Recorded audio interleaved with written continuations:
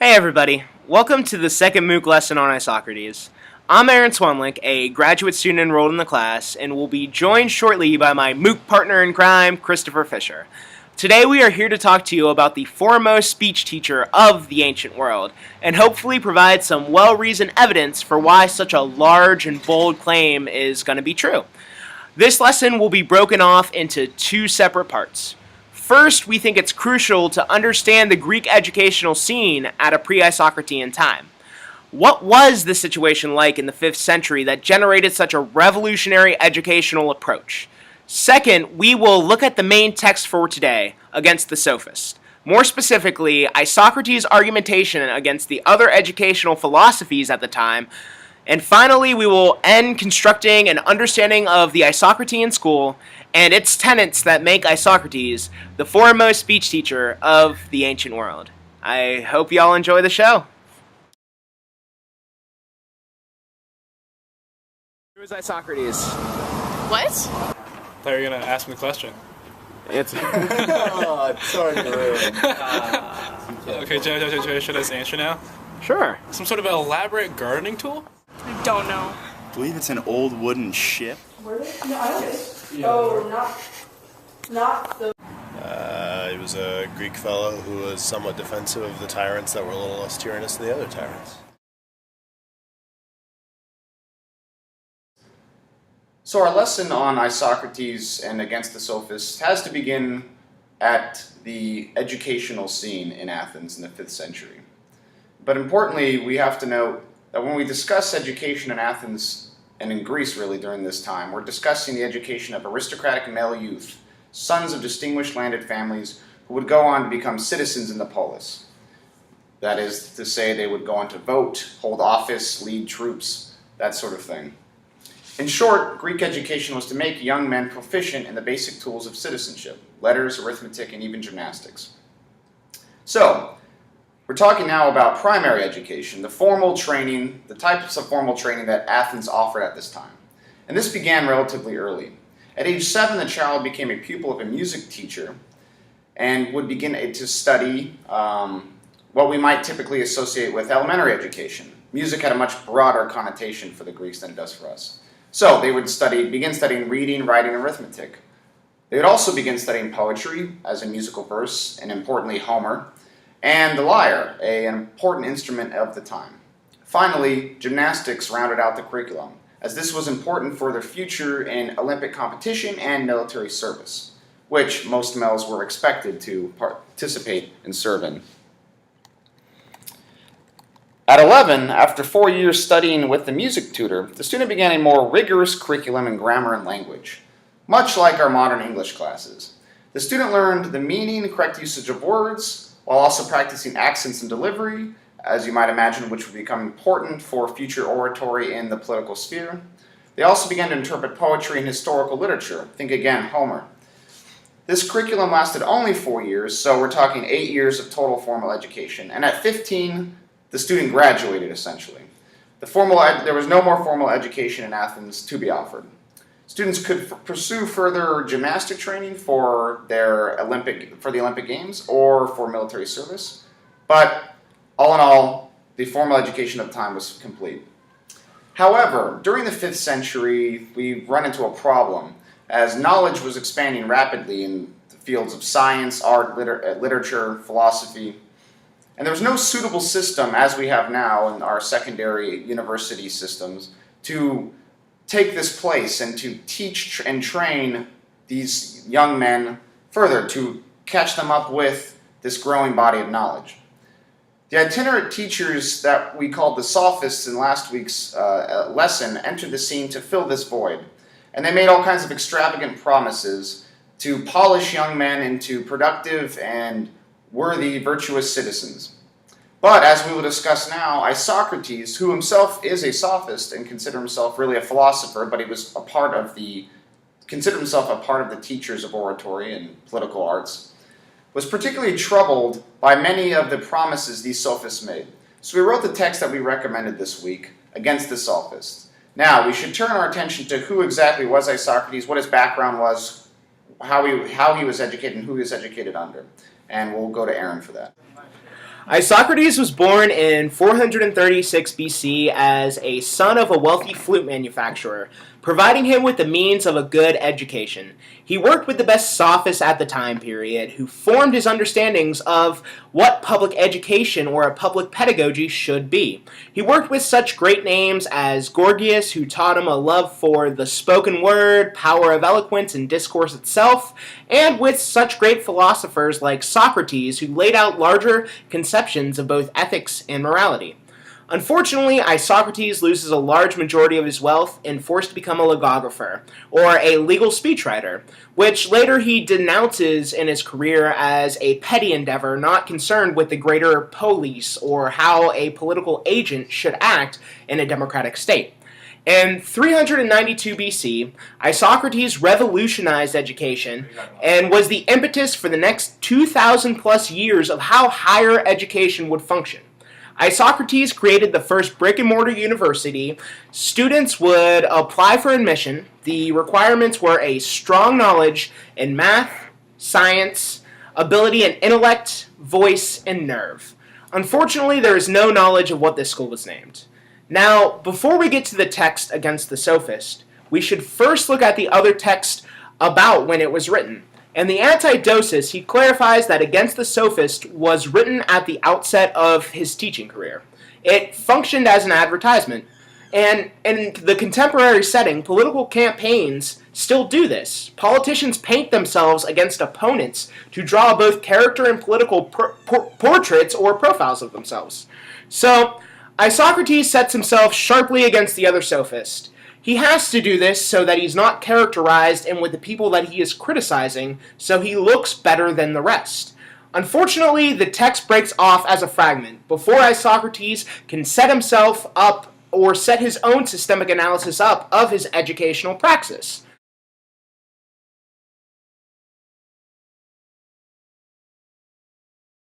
Hello everyone, I'm Alcibiades, handsomest man in all of Athens, and a guest star in this MOOC lesson. I'll play the part of the mediator for the final section of this lesson. So heading into the final part of the lecture, I want you to consider three basic questions. 1. Who were the sophists that Isocrates criticizes in the recommended reading Against the Sophists? And what are Isocrates' general criticisms of these sophists? Next, what is Isocrates' general model of rhetorical excellence? What does he offer in place of the sophistic education of his time? And finally, what connection can you draw between modern education and the school of Isocrates? So hopefully at the end of this week's lessons, you'll understand a bit of the scene Isocrates found himself in and what types of sophists he positioned himself against. Future MOOCs should provide you with an expanded range of Isocratic thought. But for now, it's important to understand the context of Isocratic education and the basic tenets of his school of thought that made him the foremost speech teacher of the ancient world.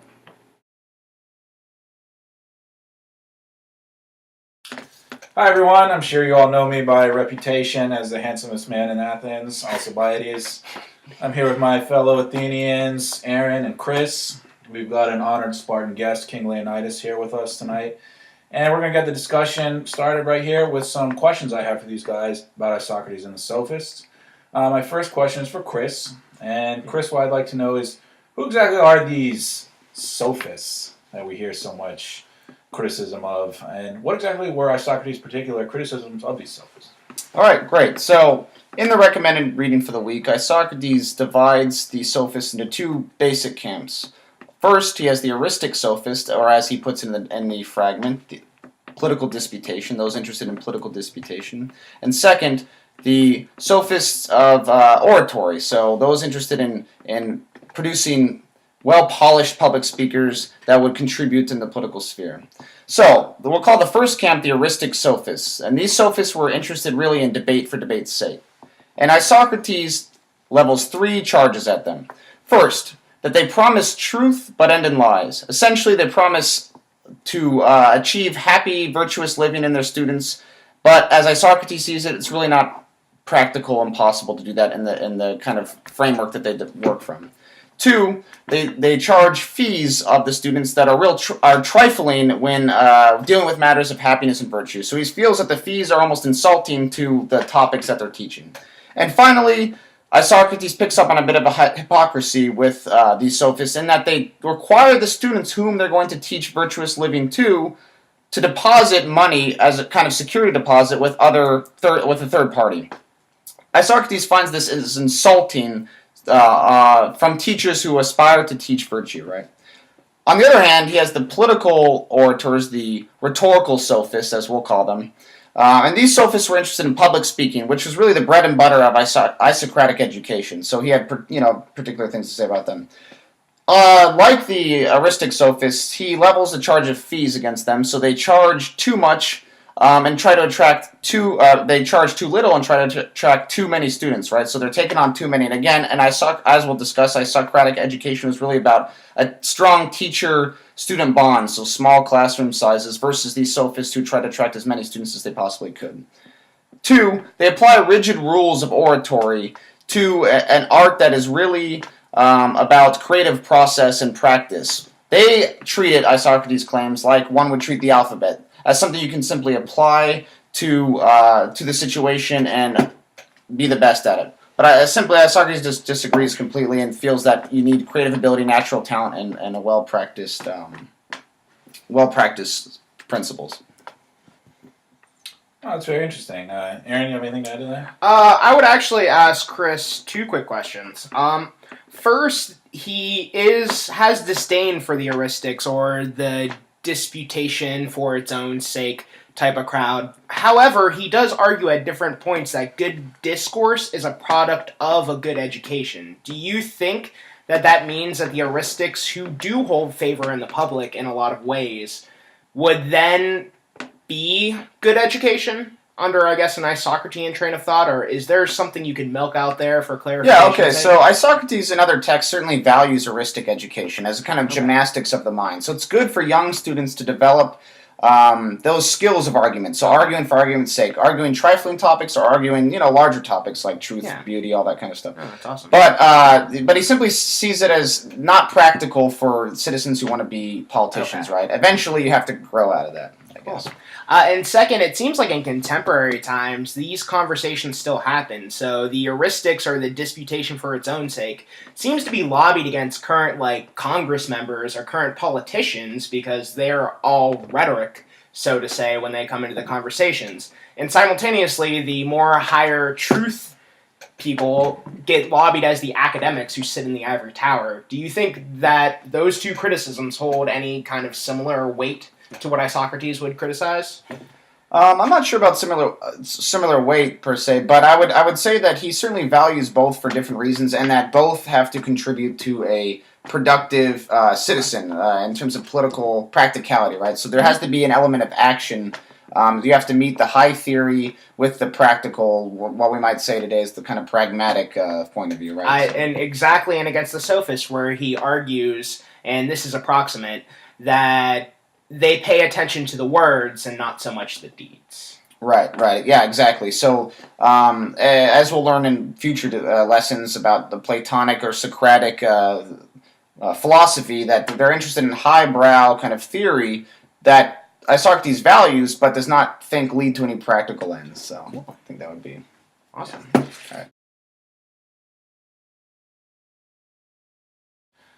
Well, this is great stuff so far, guys. I mean, at this rate, Alcibiades will soon be one of the most educated men in Athens, in addition to being the most handsome. So just keep up the good work. Hard life. Yeah. So my next question is for Aaron. And what I'd like to know now, Aaron, is what exactly does Isocrates offer as a model of rhetorical excellence? And further on that note, what would he offer to replace the sophistic model? I might change your name to Alcibiades the Great Inquisitor after we are done here. Very well played, sir. So, at the heart of Isocrates' program was public speaking. The art of speech was the key factor in facilitating well-rounded judgment. The right expression created critical thinking skills to how thought and meaning worked both in discourse that no other model of education could form. As we spoke about when I asked you a question last, Isocrates said himself that the right word is a good sign of good thinking, and good speech meant one was well educated. The curriculum started with an understanding of oratory, writing, and more on Greek culture. For Isocrates, culture was one of the most important things for an Athenian subject. It was an active practice in speaking and listening in a public setting. The subjects included speaking, debate, classical prose, poetry, and philosophy, mathematics, and history. It was focused on style and also how to persuade an audience politically in theme. It was practical about how one would find the best profession for them at the time period, and it used models of imitation and mimesis for how an individual student would get better, which allowed the professor, or Isocrates, to then get a more private or a more intimate setting with his students. The end goal of the process was going to be a well-rounded and good characterized individual. The 5 main features, if we were going to go with main features, one, it is a concern for the practical, or what was happening. As Chris so eloquently said before us earlier, that one of the reasons he had a problem with finding the truth for its own sake was because it wasn't concerned with the material present and the things that the Athenians were currently facing. It didn't actually have a lot of utility for their present and current lives. The second is that it would have to be moral, that knowledge which all men thought to be good, and that the moral man is going to be right in the right context or the right situation. The third thing was that it had to be patriotic. It united the Greek state with Athens at the top. I'm sorry, Sparta, but Athens is the best. And Isocrates notes in Against the Sophists that they pretend to have knowledge of the future, but are incapable either of saying anything present or of giving any counsel regarding to the present.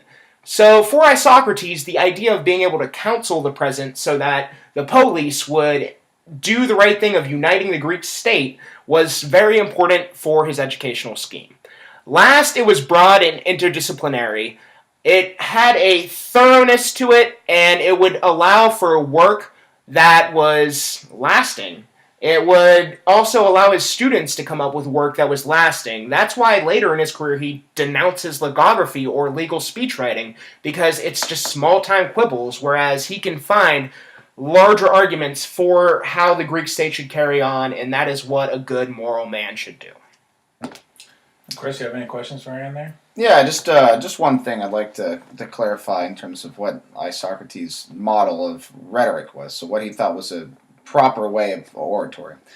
Could you say a little bit about the characteristics of good oratory that Isocrates outlines at the end of the fragment? There's 3 parts in particular that I'd like you to just speak to for a second. Well, he identifies that A, it's contextual, so the right words come at the right time. It reminds us of contemporary things like Lloyd Bitzer's The Rhetorical Situation, in which the world creates problems in which a rhetorician needs to always be contextualized to those problems of the present day or the present time. Also, when we're speaking at those moments, we have to have the proper style for the moments. We have to utilize what the best possible means to persuade another human being would be at that point in time. And lastly, it's got to be creative, right? I mean, he studied under Gorgias, so he has a reason to be eloquent and a reason to keep people's attention, and that is why his school also focused so much on persuasion. All right, great.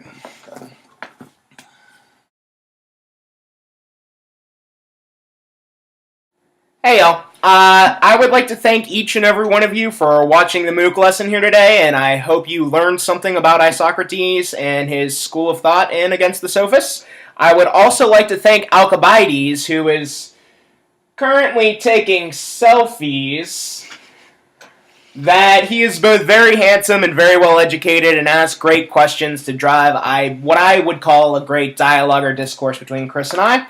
I would also like to thank Chris for being an excellent partner, and Good job on the MOOC lesson.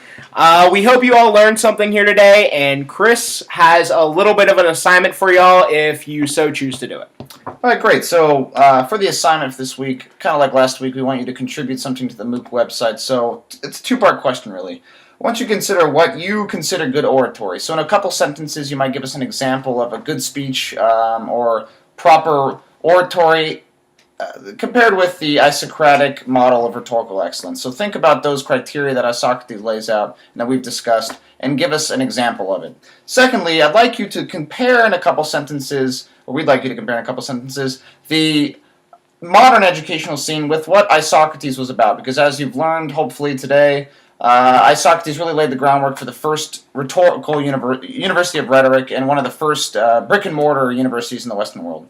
Finally, I just want you to be aware that you can access Blogos Politikos at any time to ask some follow-up questions to us and other lecturers that you'll see. And there's a little bit more of a discussion going on online. So feel free, there'll be a link on the video to access that at any time and contribute and ask any follow-up clarifying questions you might have. Thank you.